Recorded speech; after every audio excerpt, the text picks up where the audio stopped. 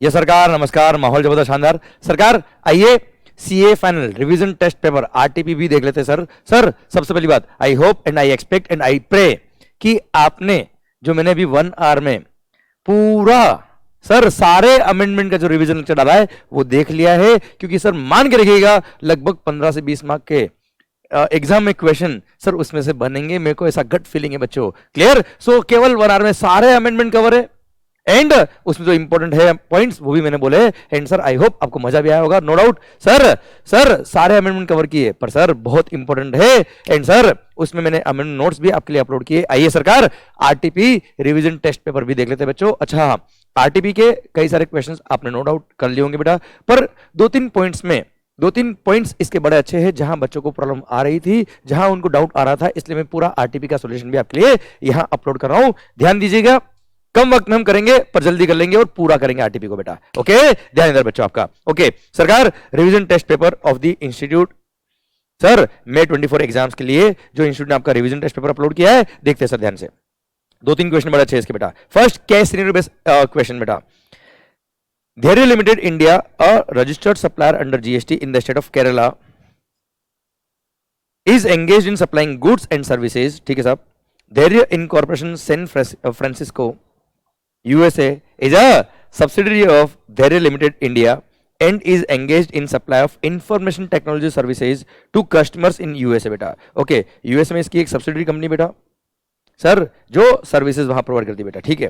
Dhairy Limited India has undertaken following transactions during the month of April, अप्रैल महीने में इसने ये काम किए हैं। ओके सर, एक बार सर जब भी बड़े क्वेश्चन होते हैं बच्चों, सर डायरेक्ट पॉइंट शुरू नहीं करने का, हमेशा मैंने जैसे आपको लेक्चर में बताया बेटा, आप एंड में आके देखिए कि आखिर इसको जीवन में हमसे चाहिए क्या बेटा। सर लास्ट के नोट्स देखिए बेटा आप। फर्स्ट, सबसे पहली बात, rates of CGST and HGST and IGST to be 9 and 18% respectively for both inward and outward supplies of goods or services wherever applicable. Then all amounts given above are exclusive of taxes wherever applicable, ठीक है साहब। The opening balance of ITC for the relevant tax period of Dhairy India Limited is 0. Assume that there is no other outward and inward supply apart from the aforesaid transactions in the month of April and May. अप्रैल और मई महीने में इनके अलावा कोई और transaction नहीं है। और सर ऊपर वाले केस के बेस पे अपने को फॉलोइंग क्वेश्चन नंबर 1 to 6 के आंसर देने बेटा अपने को। ओके सर, चलिए बच्चों देखते हैं एक पॉइंट और पढ़ते सर मस्त हो गए।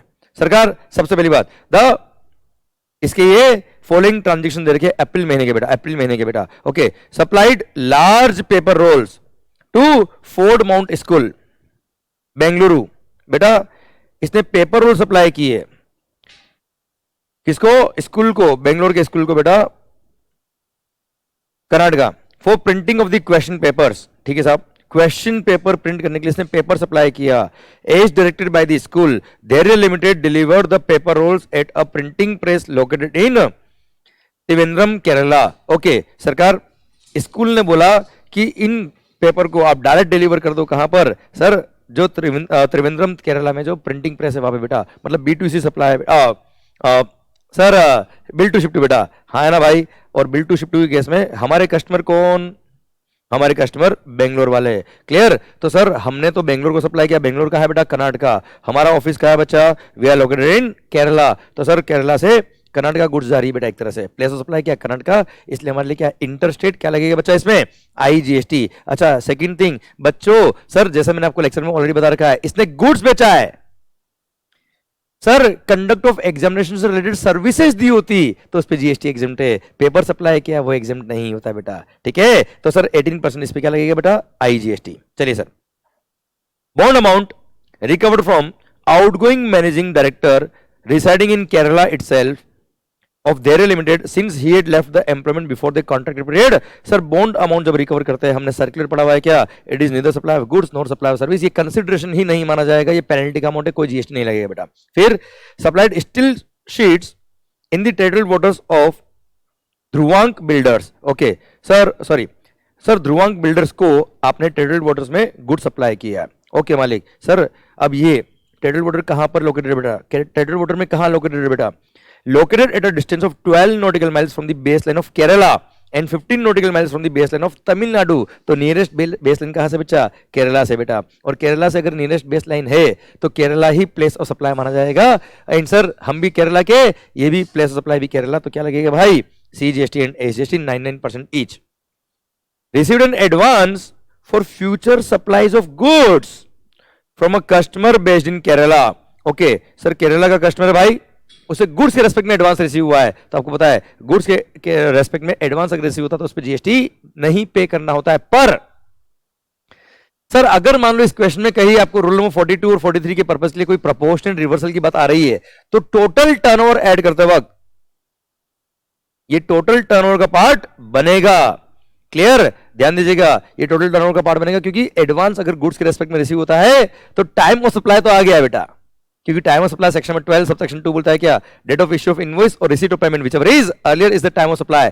क्लियर? तो टर्नओवर का पार्ट बन जाएगा, पर उसमें टैक्स पे करने की जरूरत नहीं है एज पर नोटिफिकेशन में 66 ऑफ 2017, इसलिए टैक्स पे नहीं करना है, पर ये सप्लाई के स्कोप में आ गया, टर्नओवर का पार्ट बनेगा बेटा। Received an advance for future supplies of services from a customer based in Kerala. भाई सर्विसेज के केस में तो GST लगता है, और केरला के केरला में है तो CGST और SGST लगेगा 99% each. Computer used for business purposes and on which no ITC has been taken yet. Okay, sir business purpose के लिए काम में लिया है, जिस पे ITC आपने नहीं लिया, सरकार is given free of cost, is given free of cost to unrelated person based in Kerala. और आपको पता है क्या? शेड्यूल 1 पैरा 1 बोलता है क्या? परमानेंट ट्रांसफर और disposal of the asset of the business sir without consideration supply होता है। अगर उसके परचेज पे आपने ITC लिया तो, ITC नहीं लिया सप्लाई के स्कोप में नहीं आएगा। अच्छा, रिलेटेड पर्सन को दिया होता है इन the course of furtherance of business तो भी सप्लाई के स्कोप में आता है, पर इसने बोल दिया कि हम तो कौन है बेटा? अनरिलेटेड पर्सन, इसलिए सप्लाई के स्कोप में आएगा ही नहीं। जब सप्लाई नहीं तो टर्नओवर का पार्ट भी नहीं बनता बेटा। ये purchase 2 years back at the price of ₹112,100 including GST। Open market value कोई मतलब ही नहीं साहब हमको इससे। आइए, धैर्य limited provided the following additional information for the month of April. Sir I hope अभी आपकी क्वेश्चन पढ़ने की स्पीड बढ़ गई होगी बेटा, क्योंकि आपने क्वेश्चन की जो प्रैक्टिस करी होगी उसके बेस पर आपकी स्पीड डेफिनेटली बढ़ी होगी। सर ये एग्जाम में हेल्प करेगा, क्योंकि एग्जाम में time management is the most important की।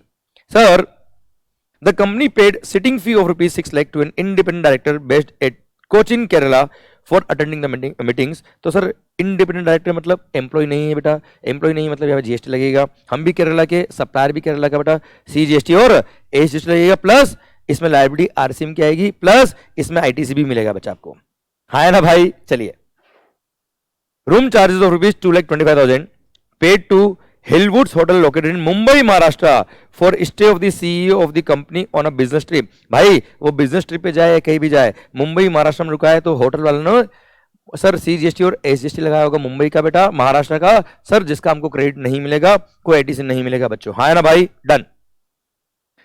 The company availed the services of an arbitral tribunal in Cochin Kerala to settle business dispute and paid ₹7 lakh. तो सर आर्बिट्रल ट्रिब्यूनल को सर्विसेज का फीस आपने पे किया है, लीगल सर्विसेज का, यहाँ पे सर ये कहां पर है? केरला। हम भी कहा है केरला। इंट्रास्टेट सप्लाई CGST और SGST लगेगा सर, इसमें RCM भी लगेगा, प्लस इसका आपको ITC भी मिलेगा, क्योंकि बिजनेस से रिलेटेड सर्विस थी बेटा आपकी। अब salary of ₹15 lakh was paid to employee on payroll, कोई रोल नहीं बेटा इसका, ये सप्लाई ही नहीं है, न टर्नओवर का पार्ट बनेगा, न GST पे करना है।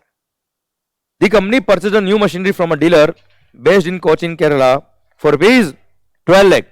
Depreciation has been claimed under the Income Tax Act on the same, including all applicable taxes। भाई साहब आपने GST वाले पोर्शन का भी डेप्रिसिएशन ले लिया तो ITC की बात नहीं आती है, as per section number 16 subsection 3।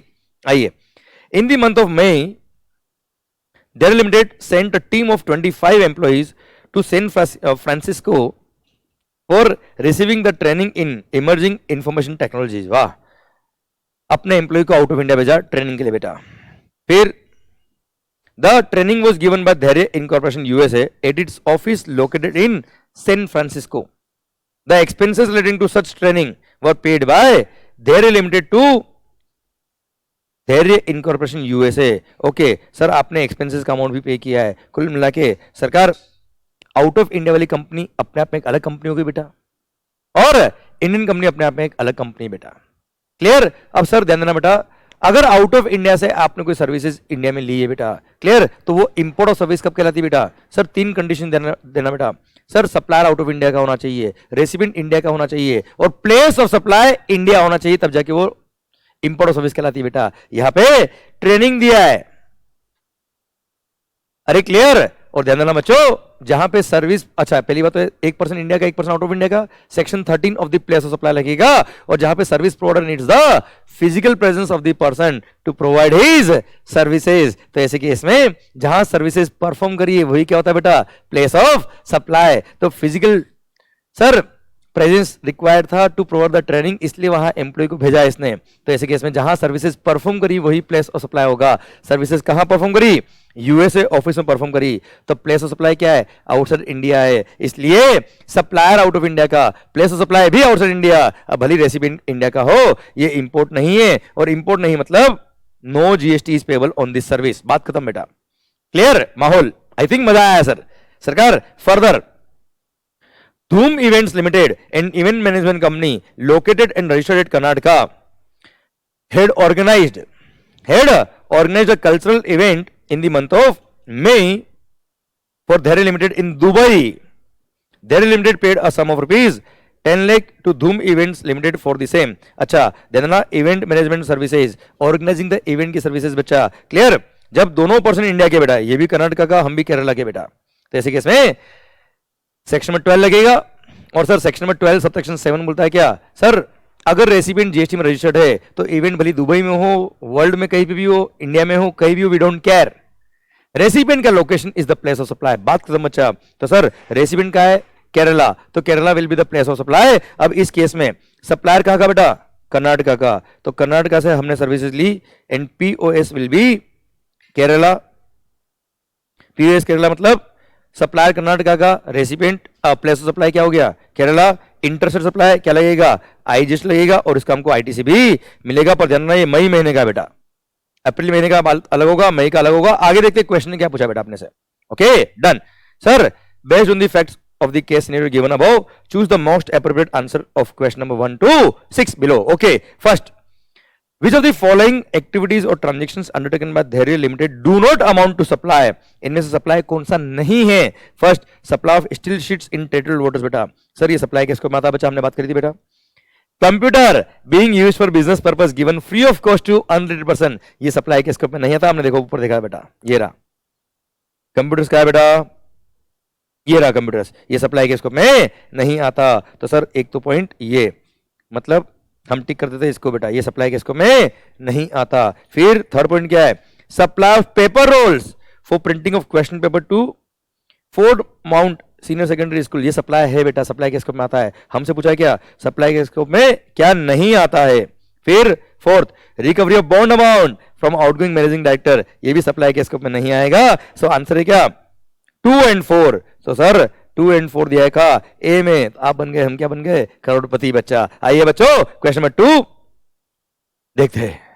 Which of the inward supplies received by Dhairya Limited in the month of April are taxable under reverse charge? कौन से महीने में, अप्रैल महीने में बेटा। Services received from independent writer, yes RCM लगेगा। Okay second, एक second है बेटा, ओके ओके देखना, अरे डिस्चार्ज हो गया था आईपैड। ओके सर अपन पढ़ते क्या कि इनमें से कौन सी सप्लाईज रिवर्स चार्ज में लायबिलिटी आएगी बेटा। Which of the inward supplies received by Dhairya limited in the month of April are taxable under reverse charge. Sir first, services received from independent writer, yes sir reverse charge लगेगा। Second, accommodation services received from Hillwoods hotel, no. फिर services of arbitral tribunal, yes.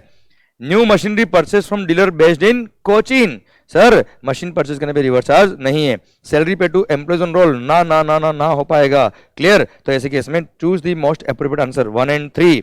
So sir D is the correct answer, हम बन गए क्या, करोड़पति बेटा। आइए question number 3, compute the total GST payable on outward supplies. क्या लिखा बेटा, compute the total GST payable on outward supplies before setting of ITC बेटा, मतलब बिफोर आईटीसी अप्रैल महीने का, कौन सा महीने का, अप्रैल महीने का total GST payable on outward supply निकलना है, आरसीएम की लायबिलिटी ऐड नहीं करनी बेटा, क्लियर। ध्यान देना, total GST payable on outward supply before setting of ITC for the month of अप्रैल, ठीक है सर। आइए क्वेश्चन देख लेते बेटा। आउटवर्ड सप्लाई लायबिलिटी बेटा, सबसे पहली बात सर आपने पेपर रोल सप्लाई किया, अप्रैल महीने में, यस अच्छा अप्रैल महीने की लाइबिलिटी निकालनी बेटा अपने को, तो 15 लाख इंटू 18% देखिए सर कितना आता है, चलिए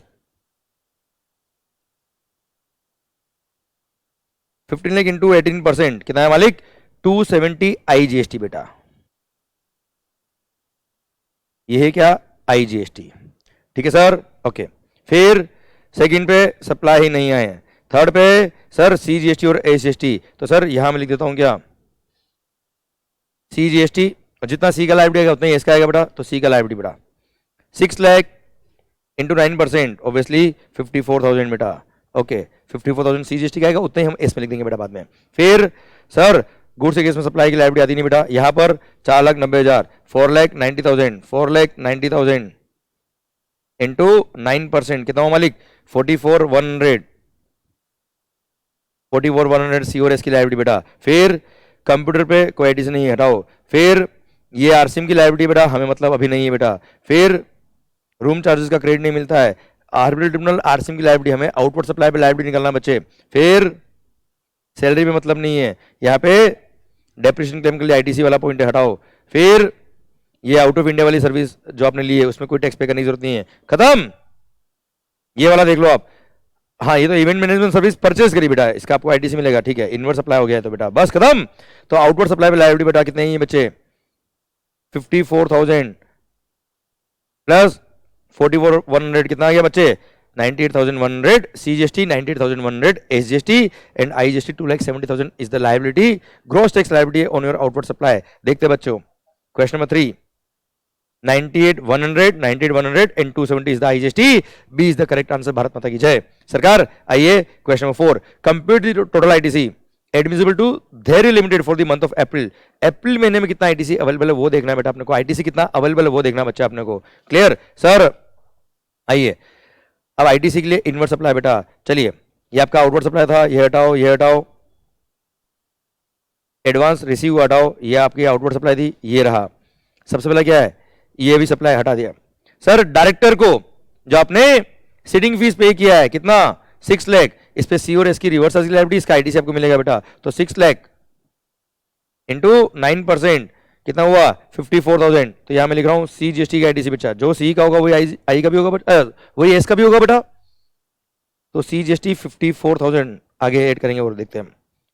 फिर यहां पे लिखा हमने आईटीसी बेटा सी और एस का, सर आरसीएम में 7 लाख इंटू 9%, 7 लाख इंटू 9% कितना हुआ भाई 63,000 का आईटीसी, सीजीएसटी 63 का एसजीएसटी भी आएगा आईटीसी। फिर हमने ऑलरेडी क्रॉस मार्क किया हुआ है, आइए फिर क्रॉस मार्क किया है, ये रहा सर यहाँ पे धूम धूम क्लियर धूम मचा ले इवेंट, ठीक है सर। यहाँ पे ये मई महीने का है भाई, मई महीने का क्लियर आईटीसी मिलेगा, पर कौन से महीने मिलेगा बेटा मई महीने मिलेगा, तो अभी आईटीसी नहीं मिल रहा, बस खत्म।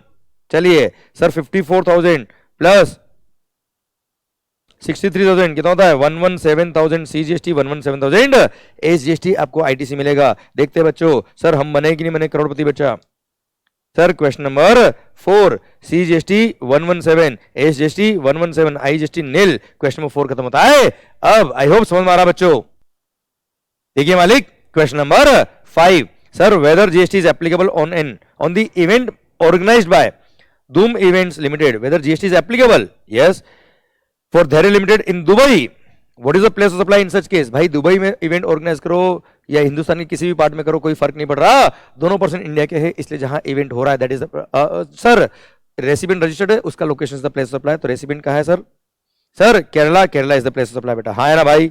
Sir GST is applicable and place of supply is Kerala, B is the correct answer बच्चों। आइए sir question number 6, how shall the amount paid towards training expenses of employees of Dairy Limited be treated under GST law। Sir हम already बात कर चुके हैं क्या, अगर training expense है तो ट्रेनिंग एक्सपेंस जो होगा सर वो इंपोर्ट ऑफ सर्विस के स्कोप में नहीं आएगा। अब इंपोर्ट ऑफ सर्विस के स्कोप में नहीं है तो वो सप्लाई ही नहीं है, और सप्लाई अगर नहीं है, सप्लाई अगर नहीं है तो जीएसटी की लायबिलिटी भी नहीं आएगी, क्लियर डन। देखिए बच्चों ध्यान से सरकार, अब यहां पर ए पॉइंट देखिए बेटा, no GST is applicable on the transaction since training was imported in San Francisco that is place outside India, हाँ है ना भाई, ये सही लग रहा है मेरे को बेटा, हाँ है ना। इसमें लिखा जीएसटी इज एप्लीकेबल, हटा।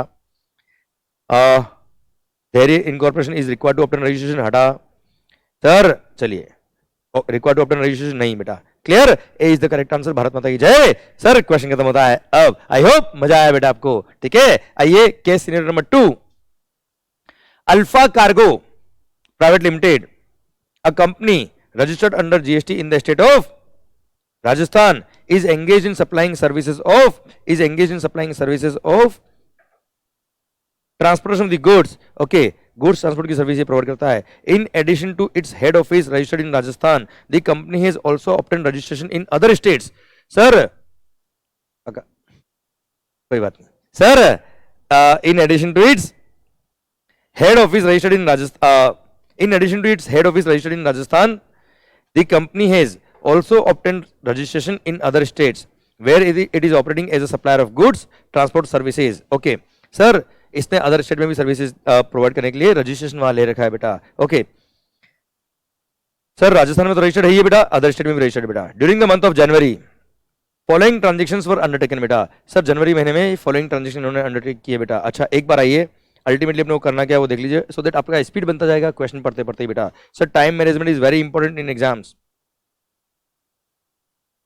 ओके सर, यहां लिखा है क्या, based on the facts of the case scenario given above choose the most appropriate answer of question number 7 to 11 below बेटा। मतलब एमसीक्यू बेस्ड आंसर देना बेटा, आपको डिस्क्रिप्टिव बेस्ड आंसर नहीं है इसके, ठीक है। सर यहां क्या लिखा है वो पढ़ो बेटा, all the amounts given in the scenario are exclusive of GST unless otherwise provided, ठीक है मालिक। The opening balance of ITC of Alpha Cargo Private Limited for the relevant tax period is nil. GST is payable wherever applicable on all inward and outward supply transactions in the aforesaid case scenario at the following rates unless otherwise specified। क्या लिखा होगा rate अलग तो वो देखेंगे, वरना intra पे 9 और इंटर पे 18 IGST बच्चों। हाँ ना भाई, चलिए एक ये भी देख लेते बेटा। इन the month of February Rajasthan office of the company has following balances available in its electronic cash ledger: IGST, CGST, SGST। Tax और इंटरेस्ट, ये टैक्स मैनर हेड हो गया, इंटरेस्ट मैनर हेड हो गया बेटा, ये तीनों मेजर हेड हो गए। इतना इतना कैश बैलेंस है, ये कैश लेजर है बेटा, कैश लेजर, क्रेडिट नहीं है बेटा। ओके चलिए सर देखते हैं अब हम कि भारत माता की जय इस क्वेश्चन में हमसे क्या क्या पूछा है। एक बार इंफॉर्मेशन पढ़ो बेटा इसकी ध्यान से, ठीक है साहब। देखिए मालिक, सर क्या लिखा है यहाँ पे, फॉलोइंग ट्रांजेक्शन, इसने during the month of January बता रखा है बेटा ये, ठीक है। Following transaction were undertaken by it: revenue from service of transportation of the goods provided to registered persons. अच्छा बच्चों ध्यान देना बेटा, अगर आपने ट्रांसपोर्ट ऑफ गुड्स की सर्विस दी किसको, रजिस्टर्ड पर्सन को, तो क्या होता है बेटा, ये टैक्सेबल सर्विस होती है बच्चा, ठीक है। रेवेन्यू सर आगे देखना बेटा, पहली बात तो ये कंपनी जीएसटी में रजिस्टर्ड है बेटा। अब अगर जीटीए वाली सर्विस है बच्चा ये, क्लियर, अगर इसने फॉरवर्ड चार्ज का ऑप्शन लिया होगा तो ये लायबल होगा, नहीं तो रिवर्स चार्ज में रेसिपिएंट लायबल होंगे। तो आगे क्वेश्चन में इन्फॉर्मेशन दी होगी, वैसे मुझे पता है तो बताता हूं मैं आपको, इसने फॉरवर्ड चार्ज का ऑप्शन लिया है। हम पढ़ेंगे आगे बेटा। Revenue from supply of goods transport services provided to Dhoop garments registered in Rajasthan for transport of goods to Japan is 18,10,000। बच्चा देख भाई, तू आउट ऑफ इंडिया लेके जा या कहीं भी लेके जा, सर उससे मतलब नहीं है। अगर रेसिपिएंट जीएसटी में रजिस्टर्ड है तो रेसिपिएंट का location is the place of supply, बात ही खत्म बच्चे। हाँ है ना भाई, clear. Sir section number 12 sub section number 8 बोलता है क्या, अगर दोनों पर्सन जीएसटी में रजिस्टर्ड है, क्लियर, अगर रेसिपिएंट जीएसटी में रजिस्टर्ड है सॉरी, तो ऐसे केस में सर जहां से गुड्स उठाया है, कहां से डिलीवर किया है, कोई मतलब नहीं बेटा। क्या होगा, रेसिपिएंट का location is the place of supply, so ये टैक्सेबल होगा। रेसिपिएंट कहां का बेटा, राजस्थान का बच्चे। हाँ है ना भाई, क्लियर, डन। तो ये भी राजस्थान का, प्लेस ऑफ सप्लाई भी राजस्थान, सीजीएसटी और एसजीएसटी लगेगा अगर क्वेश्चन पूछता है अपने को तो बेटा। फिर the company paid rent to local municipal authorities of the respective states for its offices located in different states as mention below बेटा। राजस्थान, महाराष्ट्र, दिल्ली, गुजरात।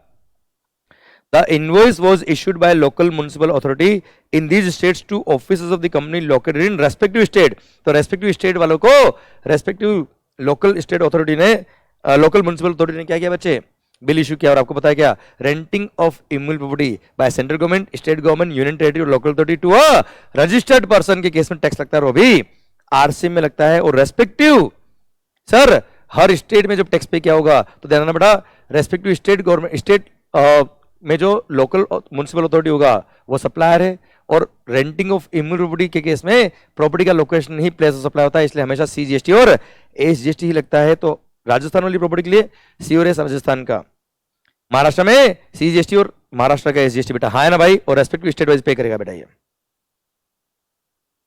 सर कुल मिला के टैक्स वाला बेटा ये। आइए point number 4, there are 5 independent directors, बहुत अच्छा बेटा, in the company, all based in Rajasthan, C और एस लगेगा बेटा, and sitting fees pay to each such director during the month is ₹25,000 from the head office of the company बेटा। तो sir ध्यान देना बच्चों, 5 डायरेक्टर बेटा, तो 1,25,000 पे आपको आरसी में टैक्स पे करना पड़ेगा, क्लियर, वो भी सीजीएसटी और एसजीएसटी बेटा, ठीक है।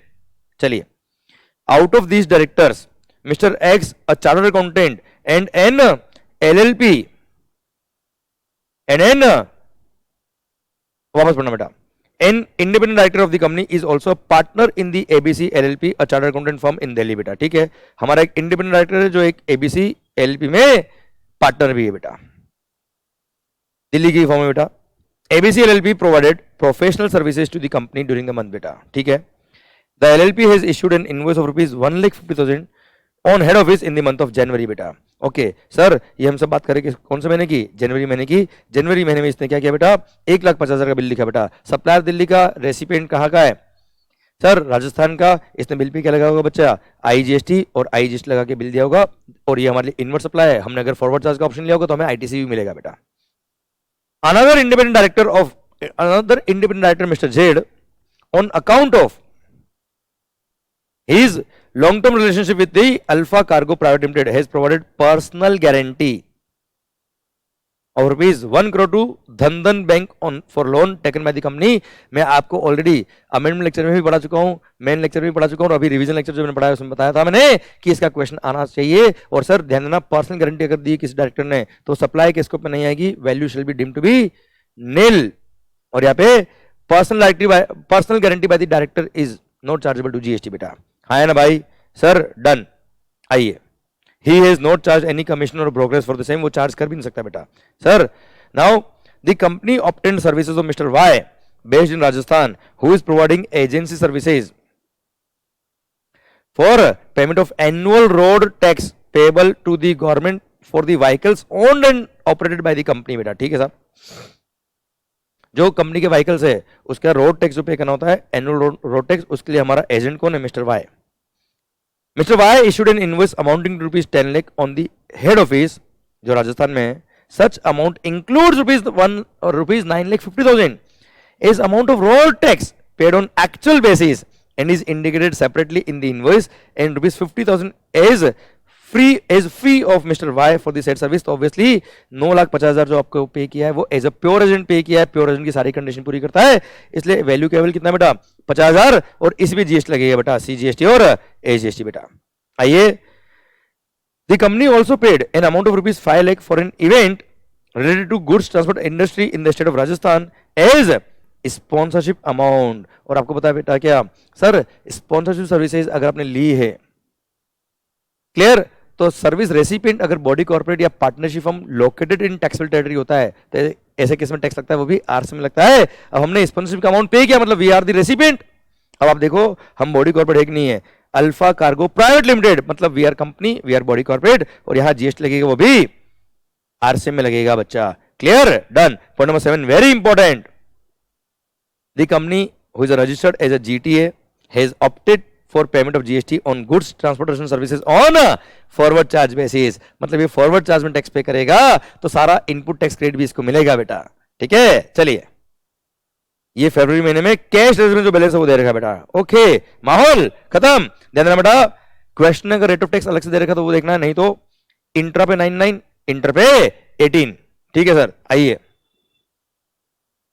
एमसीक्यू नंबर 1 देखते हैं बेटा इस केस सिनेरियो बेस्ड क्वेश्चन का। सबसे पहला point, total amount of GST payable before setting of the ITC by the company including GST payable under reverse charge for the month of January for all its locations is, मतलब gross tax liability payable कितना है including RCM वाली liability बेटा before utilizing the ITC बेटा, ठीक है। चलिए निकाल लेते बेटा, अभी हम चुटकियों में से निकलेगा अभी। सरकार revenue from services of transportation goods provided to registered person 70 lakh बेटा। तो सर अब देखना बेटा, सिंस इसने भी ये नहीं दे रखा है कि ये रजिस्टर्ड पर्सन हमारे विद इन द स्टेट थे कि कहाँ थे, तो मेरे को ऐसा लगता है कि मल्टीपल चॉइस क्वेश्चन में CGST, SGST और IGST अलग अलग नहीं पूछा होगा बेटा। क्लियर? एक बार आप ऐसे केस में मल्टीपल चॉइस क्वेश्चन में आपको देखना चाहिए कि सर क्वेश्चन ने क्या पूछा है बेटा अपने को। देखिए देखिए डायरेक्ट अमाउंट दे रखा है बच्चा यहाँ पे। क्लियर? कौन सा सही अभी हम देखते हैं बेटा। मतलब इसने इस क्वेश्चन ने हमको CGST, SGST, IGST अलग अलग नहीं निकालना बेटा अपने को। ठीक है, चलिए सर हम डायरेक्ट क्या करेंगे, भले C और S हो या I हो, 18% मल्टीप्लाई करके लाइबिलिटी निकाल रहे बेटा अभी हम,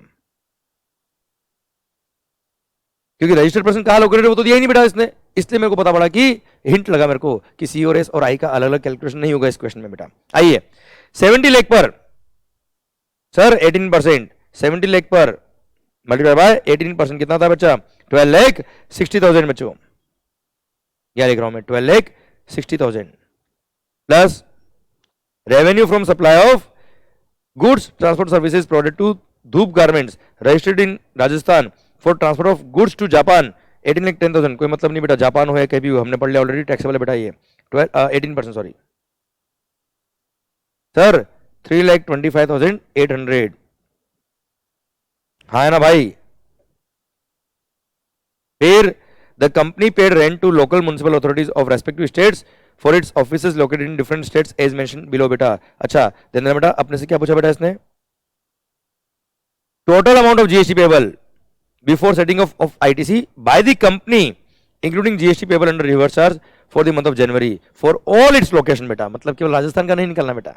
ठीक है, तो सर ये RCM की लायबिलिटी आएगी बेटा अपने को। ठीक है, अब RCM की लायबिलिटी आएगी, इन सब पे आएगी। अब अपने को C और S अलग अलग निकालना तो है नहीं बेटा, ना स्टेट वाइज निकालना, टोटल लायबिलिटी निकालनी बेटा अपने को। तो क्या करने का, फटाफट MCQs में टाइम जितना कम लगेगा उतना अच्छा है बेटा अपने लिए। इन सबको ऐड कर दो बेटा एक साथ। क्लियर? 1,90,000 आता है बेटा, है ना, ये दोनों 1,90,000 इंटू 18% बताइए कितना होता है, 1,90,000 इंटू 18% कितना हो गया, 34,200। 34,200 आपकी लाइब्रेरी में ऐड कर दो बच्चा यहाँ पे, ये RCM की लाइब्रेरी बच्चे। ठीक है, फिर सर यहाँ पे 5 इंडिपेंडेंट आइटम हम ऑलरेडी बात कर चुके हैं, 1,25,000 पे 18% कैलकुलेट करिए सर, 22,500। अच्छा यहाँ पे RCM लिख दो बेटा, अगर मान लो अगले क्वेश्चन का RCM लिखा होगा तो अपना ध्यान रहेगा बेटा। फिर सर 1,50,000 की आपने सर्विसेज ली है। ठीक है, जनवरी में आपने पे किया है तो वो तो इनवर्स सप्लाई है, उसका ITC आपको मिलेगा, रिवर्स है नहीं बेटा इसमें। फिर पर्सनल गारंटी पे GST है ही नहीं बच्चे। ओके, फिर हाँ जी, ये एजेंट ने हमसे फीस चार्ज करी है, ये तो नॉर्मल एजेंट है बेटा, नॉर्मल एजेंट ने नॉर्मल टैक्स लगाया होगा, वो हमारा इनवर्स सप्लाई है, RCM नहीं है बेटा इसमें। फिर सर रिस्पॉन्सिबिलिटी के अमाउंट पे आपको RCM पे करना है, 5 लाख का 18% सरकार 90,000 रुपये आएगा बेटा। ये लीजिए सर 90,000 भी ऐड कर दो आपकी लाइब्रेरी में बच्चों, ये आपका नॉर्मल आउट RCM है बच्चा। क्लियर? इनवर्स सप्लाई RCM पे लाइब्रेरी आई बेटा आपकी, ये इसका ITC भी मिलेगा बेटा आपको। बस खत्म। तो सर अमाउंट बताइए कितना हुआ बेटा सरकार, सॉरी 12,60,000 जल्दी से, plus 3,25,800 plus 34,200, sorry 34,200 plus 22,500 plus 90,000 सरकार कितना आया है, 17,32,500, 17,32,500, 17,32,500 का है, ये रहा सर। और ये हमारा ग्रॉस टैक्स लायबिलिटी आ गया for the month of January sir, company as a whole का बेटा। ठीक है, चलिए सरकार, अब in February after paying all its dues for the month Rajasthan office wants to transfer certain amount using form number GST PMT 09 from its electronic cash ledger to the electronic cash ledger of Odisha office. It wants to transfer. बच्चा सबसे पहली बात तो ध्यान रखना बेटा, हमने पढ़ा, ये बड़ा अच्छा पॉइंट है, इसमें बहुत सारे बच्चों ने गलती करी है, कंफ्यूज हुए बेटा, इसके लिए ध्यान देना बेटा इस पॉइंट पे। सरकार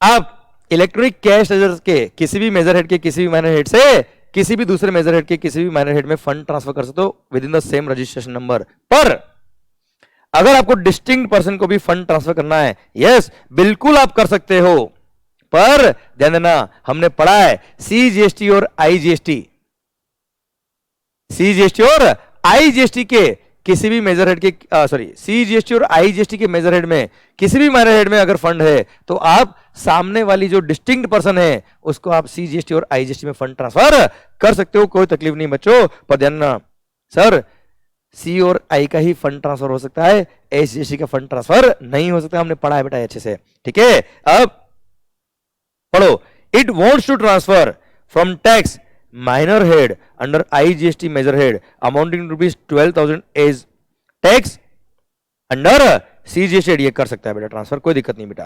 ₹12,000 to tax under SGST head. देखिए बेटा आईजीएसटी में आपके पास टैक्स में 25,000 रुपए बेटा, ठीक है। ये चाहता है कि आप 12,000 तो सीजीएसटी टैक्स में डाल दे और 12,000 एसजीएसटी टैक्स में डाल दे। पर सर डिस्टिंक्ट पर्सन को ट्रांसफर करते वक्त आप सी और आई में ही फंड ट्रांसफर कर सकते हो। मतलब ये चाहता है क्या कि मैं सीजीएसटी में फंड ट्रांसफर कर दूं एज अ टैक्स, कर सकता है।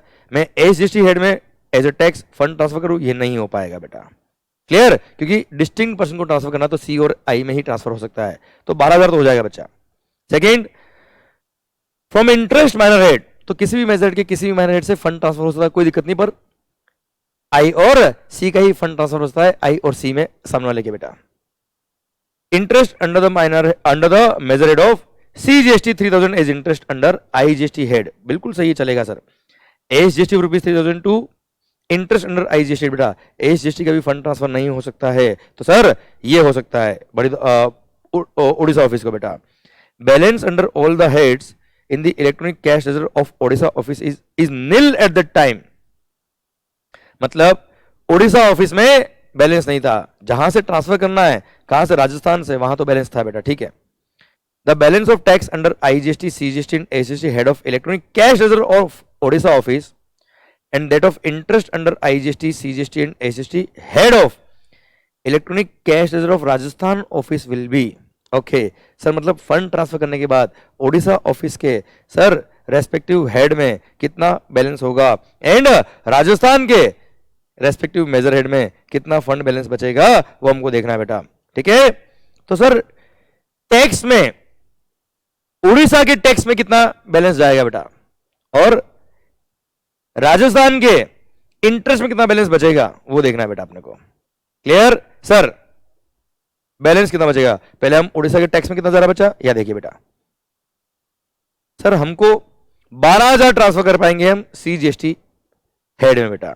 तो सर ध्यान देना, हमको पहले निकालना है क्या, उड़ीसा ऑफिस में कितना बैलेंस रहेगा, हमको पहले निकालो बेटा, ठीक है।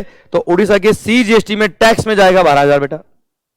क्लियर? हमसे पूछा है क्या टैक्स में कितना बैलेंस होगा उड़ीसा में बेटा, तो टैक्स में केवल और केवल सीजीएसटी में जा रहा है 12,000, इधर तो जा रहा है एज ए इंटरेस्ट बेटा। क्लियर? तो सर टैक्स में सीक्वेंस रखना है आईजीएसटी, सीजीएसटी और एसजीएसटी बेटा।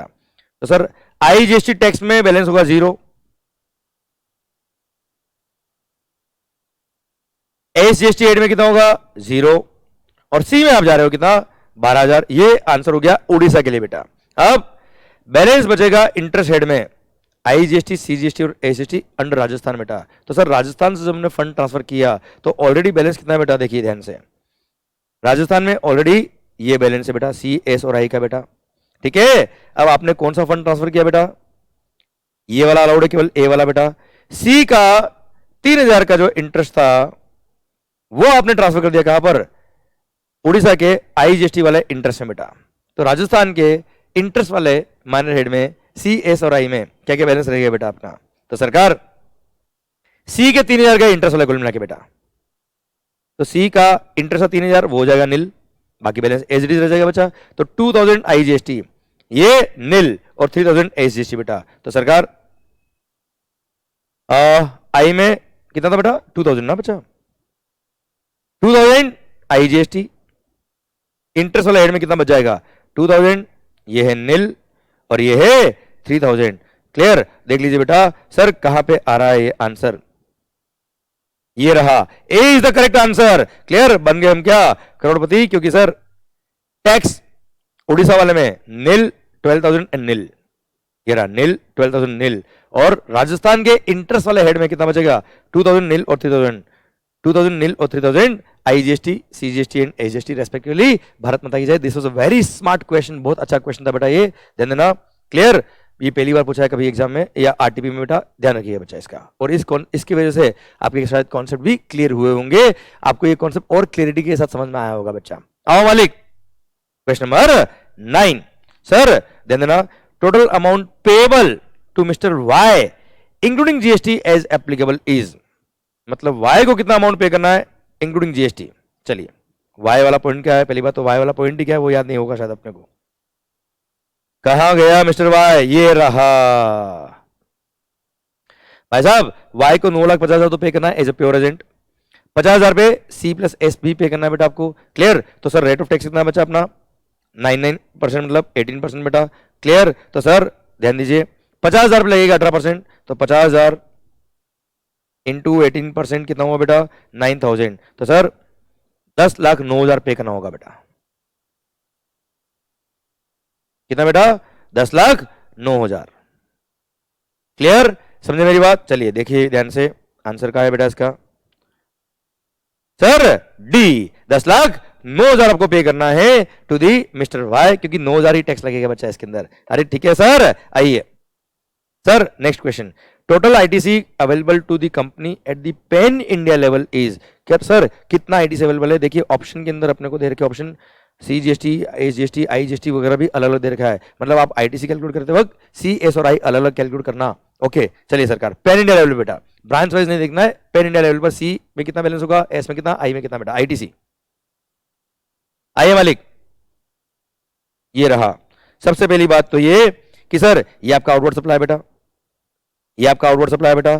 फिर ये रहा सर ये आपका इनवर्ड सप्लाई, जहां पे आपने टैक्स पे किया अंडर रिवर्स चार्ज मैकेनिज्म। अब सुनो बच्चों ध्यान से, हमने ऑलरेडी यहां पर सर 34,200 कैलकुलेट किया हुआ है एज अ आरसीएम की लायबिलिटी बेटा, पर वहां पे हमने सी और एस को अलग अलग नहीं किया था, इसको डिवाइड बाय 2 कर दो बेटा। क्लियर? तो सर जल्दी कैलकुलेशन करने के लिए, फास्ट कैलकुलेशन करने के लिए 17,100 ये सी जीएसटी, एस जीएसटी और आई जीएसटी लिख देता बेटा मैं, 17,100 एस जीएसटी का आईटीसी बेटा, रिवर्स चार्ज में टैक्स पे किया उसका आईटीसी मिलेगा बेटा आपको। फिर इंडिपेंडेंट डायरेक्टर सारे के सारे कहा के बेटा, राजस्थान के, और हम भी कहा का, राजस्थान का। क्लियर? सी और एस लगेगा 1,25,000 पे बेटा। सर तो 1,25,000 पे हमने आरसीएम की लायबिलिटी तो ऐड कर दी बेटा, ऊपर लिख दी, ठीक है यही कर देते वापस हम। 1,25,000 इंटू 9% कितना हुआ? 11,250, 11,250 सी और एस का आईटीसी बेटा। फिर सर एक चार्टर्ड अकाउंटेंट फर्म भी दिल्ली की बेटा, दिल्ली ने राजस्थान में सर्विस दी बेटा, आईजीएसटी का आईटीसी हमको मिलेगा 1,50,000 इंटू 18% कितना हो गया? 27,000 का आईटीसी बेटा, आईजीएसटी का आईटीसी बच्चे। ठीक है सर, यहाँ पे पर्सनल गारंटी के केस में वैल्यू नहीं ले बेटा, बात खत्म बच्चा।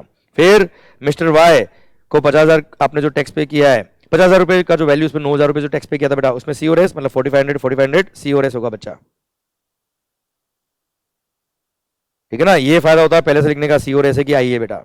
फिर sir event sorry sponsorship services में आपने रिवर्स चार्ज में टैक्स पे किया होगा। क्लियर? सर सर्विस सप्लायर कहा का बेटा, देखो ध्यान से, the company also paid an amount of ₹5 lakh for an event related to goods transport industry in the state of Rajasthan as sponsorship amount बेटा। अब सर सर्विस सप्लायर कौन है जो स्पॉन्सरशिप सर्विस दे रहा है बेटा? अब वो कुछ नहीं दिया तो मान लो प्रिजम्पशन लो कि राजस्थान में होगा बेटा वो भी। ठीक है, Rajasthan is the place of supply, supplier का लोकेशन क्या होता है, इन रखा है, तो हम ये मानेंगे राजस्थान का ये बेटा। एक बार मल्टीपल चॉइस क्वेश्चन सोल्व करने के लिए 5 लाख पर 9% सीजीएसटी और 9% एसजीएसटी, 45,000 आपने 90,000 रिवर्स चार्ज में टैक्स पे किया था बेटा, ये आईटीसी मिल गया बेटा। ये देखो बेटा, ये 90,000 आपने रिवर्स चार्ज में टैक्स पे किया, इसका अपना आईटीसी भी ले लिया बच्चा। Clear sir? आइए बच्चों, बस खत्म। ओहो मजा आ गया, कर लीजिए टोटल बेटा, ये तो हो गया 27,000 बेटा। चलिए 17,100 प्लस 11,250 प्लस 4,500 प्लस 45,000 कितना हो मालिक? 77,850, 77,850 एंड 27,000 बेटा। सर हम थे क्वेश्चन नंबर 10th पर 77,850, 77,850 एंड आईजीएसटी 27,000, और सर 10th का आंसर है सी, भारत माता की जय। आइए बच्चों, the value of supply of the services of providing personal guarantee by mister Z to Dhan bank, सरकार ध्यान देना बेटा, ये सप्लाई के स्कोप पे नहीं आएगा। Clear, although related person है बेटा, रिलेटेड पर्सन है, डायरेक्टर ने पर्सनल गारंटी दी, रिलेटेड पर्सन है, सप्लाई के स्कोप में आता है, पर यहाँ पे value shall be deem to be nil, क्योंकि ओपन मार्केट वैल्यू नील मानते बेटा इसमें। तो sir B is the correct answer, पढ़ लीजिए बेटा। सप्लाई तो है क्योंकि रिलेटेड पर्सन है बेटा, पर जीएसटी पे नहीं करना बेटा, nil, because services provided by director to the company is deemed to be supply even without consideration under schedule number 1, क्योंकि ये रिलेटेड पर्सन है। However, since as per RBI guidelines no consideration can be paid to the director by the company for providing personal guarantee, इसलिए open market value क्या है, नील है, इसलिए यहाँ पे लायबिलिटी कितनी आएगी, नील, वैल्यू कितना होगा, नील। Clear, done. इसी के साथ भारत माता की जय। और सर ये क्वेश्चन खत्म होता है अब सर ये इंडिपेंडेंट मल्टीपल चॉइस क्वेश्चन है, ये केस स्टडी बेस एमसीक्यू खत्म होते हैं। अब क्वेश्चन नंबर 12, मिस पार्वती, वाह, an Indian resident who was on a visit to US, returned after 1 year, हो ज्वेलरी, जैसे आफ्टर 1 ईयर बोलते हैं मेरे दिमाग में ज्वेलरी आता है बेटा, 40 ग्राम्स और 1 लाख whichever is lower बेटा, for contesting in assembly election of our state बेटा, यूएसए से इंडिया में वापस आ गई इलेक्शन कंटेस्ट करने के लिए बेटा, बहुत बढ़िया। She was carrying with her the following items, personal effect no GST. अच्छा एक बार मल्टीपल चॉइस क्वेश्चन दिया बेटा, हमसे पूछा है क्या, compute the custom duty payable by miss Parvati with reference to the baggage rules, ignore agriculture infrastructure and development cess बच्चा, ठीक है। पर्सनल इफेक्ट पे कोई जीएसटी नहीं लगता है, सिंस इलेक्शन कंटेस्ट करना है ये बच्चा, तो सर मेजर तो ही बेटा 18 ईयर से अबव है। क्लियर, लैपटॉप कंप्यूटर पे कोई जीएसटी कोई कस्टम नहीं लगता बेटा, एक लैपटॉप कंप्यूटर फ्री अलाउड है बेटा without custom. Jewellery 25 gram purchase in USA rupees 67,000 बेटा, तो 1 लाख और 40 grams which ever is lower, तो सर 40 ग्राम के अंदर अंदर बेटा कोई तकलीफ वाली बात नहीं है। क्लियर सर, 1 लाख और 40 ग्राम विच एवर इज लोअर दोनों है कंट्रोल में, कोई दिक्कत नहीं बेटा, क्योंकि मोर देन 1 ईयर बाहर रही बेटा। म्यूजिक सिस्टम बजाते रहो, और सर 1,25,000 का ये ले आए, तो 1,25,000 में से जनरल एग्जामिनेशन कितना बेटा 50,000 का, बोले इसका बचा कितना 75,000 का। अब 75,000 पे 38.5%, क्योंकि 35% बैगेज का कस्टमरी और उस पे सोशल वेलफेयर सरचार्ज बच्चों, हाँ है ना भाई। क्लियर सर, बताइए सर आंसर क्या आ रहा है बेटा आपका, sir 28,875 is the correct answer. Bharat माता की जय। आई होप समझ में आया, आई होप आपका आंसर आया। सर आंसर है क्या, ए। सरकार आइए बच्चों, सीताराम इंडस्ट्रीज लिमिटेड, आइए सीताराम। सर आई थिंक अभी डिस्क्रिप्टिव बेस्ड क्वेश्चन चालू हो गया बेटा, आपने देख लो बेटा एंड में। Yes. From the information given above, you are required to compute the eligible ITC available for set off and minimum net GST payable in cash, CGST, SGST और IGST as the case may be for the month of October 23. Provide brief reasons for the treatment of each item बेटा। अपने को net GST payable in cash निकालना है, ITC कितना है वो निकालना, मतलब कुल मिला के पूरा ये 14 मार्क का क्वेश्चन होता है, उस तरह से दिया बेटा। आइए एक बार पहले हम देखते ओपनिंग पैराग्राफ में क्या लिखा बेटा। Sitaram Industry Limited, a registered entity under GST in the state of Karnataka, is engaged in manufacture and supply of both taxable and exempt goods बेटा। ओके सर, taxable और exempt goods और service provide करता है बेटा ये। Following information for the month of October is provided by it बेटा, अक्टूबर महीने की फॉलोइंग इन्फॉर्मेशन दी है। Okay sir, outward supplies sold in old warehouse building in the state of Karnataka to a retail giant in the same state बेटा। सरकार ध्यान देना बेटा, ओल्ड वेयर हाउस बिल्डिंग बेची है, तो सेल ऑफ बिल्डिंग बिजनेस की building है बेटा ये। क्लियर, सप्लाई के स्कोप में नहीं आता, पर फिर भी for the purpose of rule number 42 और 43 इसको एग्जाम सप्लाई मानते हैं। क्लियर, और रूल नंबर 42 43 के पर्पस के लिए जिस वैल्यू पे आपने स्टैम्प ड्यूटी पे करी होगी that is the value of exempt supply. ठीक है, तो यहां पर ये जो ए पॉइंट है बेटा, सर इसके लास्ट में एक वर्किंग नोट दे रखा है, sir additional information in respect of sale of old warehouse building stamp duty was paid on ₹32 lakh, तो जिस वैल्यू पे आपने स्टैम्प ड्यूटी पे करी उसको वैल्यू ऑफ एग्जाम सप्लाई बोलेंगे बेटा। ठीक है, तो कोई जीएसटी पे नहीं करना बेटा इस पे, और 32 lakh is the exempt supply, और एग्जाम सप्लाई में एग्जाम टर्नओवर में भी इंक्लूड होगा और टोटल टर्नओवर में भी इंक्लूड होगा फॉर द पर्पस ऑफ 42 43 अगर आगे काम आएगा तो। Supplied 30 laptops over the counter to Mr. Sudhakar, an unregistered buyer who took it to his residence in Haryana बेटा। अनरजिस्टर्ड पर्सन को गुड्स बेचा है, इस बार प्लेस ऑफ सप्लाई में हमने पढ़ा है बेटा क्या अमेंडमेंट हुआ है। और सर सेक्शन नंबर 12 में सर सॉरी सेक्शन नंबर 10 जो place of supply of goods है उसमें एक क्लोज ऐड करके बोला क्या अगर कस्टमर अनरजिस्टर्ड है और उसका स्टेट का नाम भी लिख दिया आपने तो मान लेंगे रेसिपिएंट का एड्रेस ऑन रिकॉर्ड है और रेसिपिएंट का state will be the place of supply. Clear, ऐसा ही कुछ किया इसने बेटा, देखो ध्यान से। Invoice issued to him mentions only his name and state, चलेगा सब। However, his complete address of Haryana is missing in invoice, चलेगा। Haryana is the place of supply. Clear, हम का बेटा कर्नाटका, रेसिडेंट का है सॉरी प्लेस ऑफ सप्लाई क्या हो गया हरियाणा। इंटरसेट सप्लाई क्या लगेगा आईजीएसटी लगेगा बेटा इस पे। Special boxes for packing of the laptop, sir special box काम आए तो सर स्पेशल पैकिंग हो या नॉर्मल पैकिंग हो सर वैल्यू सप्लाई का पार्ट बनता है, कंपोजिट सप्लाई का पार्ट बनेगा। और ऐसे केस में हम ये मानेंगे कि एज इफ वैल्यू सप्लाई कितना है 13,30,000, 13,30,000 इज द वैल्यू जिस पे क्या लगेगा भाई आईजीएसटी की लायबिलिटी आएगी बेटा। Okay done. और लैपटॉप की रेट से टैक्स लगेगा, पैकिंग बॉक्स का रेट क्या हमें मतलब नहीं है।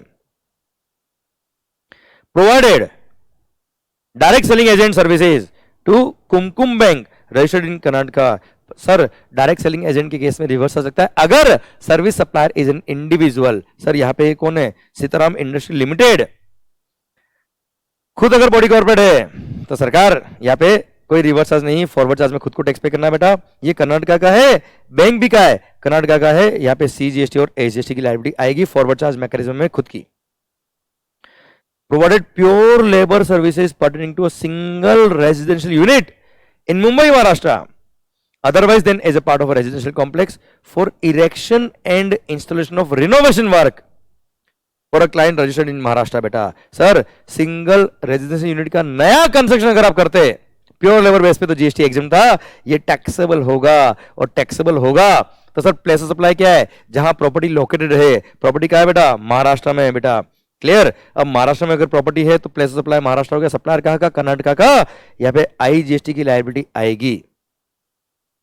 Supplier Karnataka, place supply Maharashtra, interstate supply IGST लगेगा बच्चा। Then provided free of cost training in a resort in Puducherry to its agents, okay, based in the state of Karnataka on effective use of the product of the company बेटा। Company के product को effectively कैसे use किया जाए उसके लिए इसने free of cost training दी एजेंट्स को बेटा।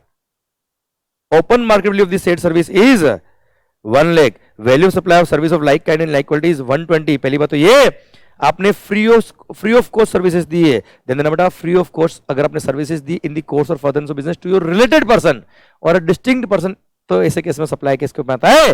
सर सोल सेलिंग एजेंट या सोल डिस्ट्रीब्यूटर होता है बेटा तो वो रिलेटेड पर्सन के स्कोप में आता है, तो नॉर्मल एजेंट है बेटा। और नॉर्मल एजेंट मतलब ये रिलेटेड पर्सन नहीं है और रिलेटेड नहीं है, तो फ्री ऑफ कॉस्ट अगर आपने सर्विसेज दी है किसी भी पर्सन को तो सप्लाई के स्कोप में आता ही नहीं है। सप्लाई के स्कोप में नहीं आता तो जीएसटी भी नहीं लगता। क्लियर, सप्लाई ही नहीं है बेटा, ये इसको एग्जाम सप्लाई नहीं बोलेंगे, सप्लाई ही नहीं है बेटा। इसलिए ओपन मार्केट वैल्यू क्या दे रखा है कोई मतलब नहीं बेटा। Interest received on FD from Sulakshan bank registered in Karnataka, sir interest क्या है बेटा एग्जेम्प्ट है, कोई जीएसटी पे करने की जरूरत नहीं, पर for the purpose of rule number 42 43 इसको एग्जाम में इंक्लूड नहीं करेंगे, हाँ टोटल टर्नओवर में इंक्लूड करेंगे बेटा।